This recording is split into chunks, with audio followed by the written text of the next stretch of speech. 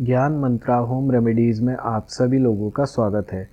आज मैं आप लोगों को बताऊंगा कि आपके हाथ में धन की कौन सी रेखा होती है और वह क्या दर्शाती है और किस उम्र में आप लोग पैसा कमाना शुरू करेंगे।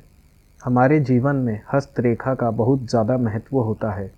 हस्त रेखा से मनुष्य जीवन से संबंधित रहस्य का पता लगाने में समर्थ होता है। धन रेखा धन की जीवन में स्थिति बताती है। हथेली में धन रेखा जीवन रेखा की तरह हर व्यक्ति की हथेली में एक स्थान से शुरू नहीं होती है। व्यक्ति की हथेली में धन की रेखा अलग अलग स्थानों से और अलग अलग रेखाओं और पर्वतों से मिलकर बनी होती है। भाग्य और हृदय रेखा को काटने वाली रेखा को भी धन रेखा माना जाता है। इसके अलावा आपके हाथ में छोटी छोटी रेखाओं से भी धन प्राप्ति की संभावनाएं छुपी होती हैं। बहुत से लोग यह मानते हैं कि पुरुषों का दायां हाथ देखना चाहिए है और महिलाओं का बायां, लेकिन आप ऐसा ना करें। आप उस हथेली को देखिए जो आपका कर्म हाथ है, यानी अगर आप दाएं हाथ से जीवन के महत्वपूर्ण कार्य को करते हैं तो दाईं हथेली और बाएं हाथ से काम करते हैं तो बाएं हथेली देखिए। यह बात स्त्री पुरुष दोनों के लिए समान रूप से लागू होती है।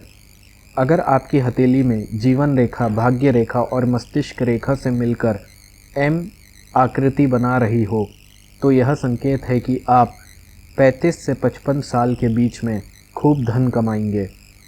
इस रेखा का मतलब यह भी होता है कि आपके जीवन में धन का आगमन विवाह के बाद तेजी से होगा।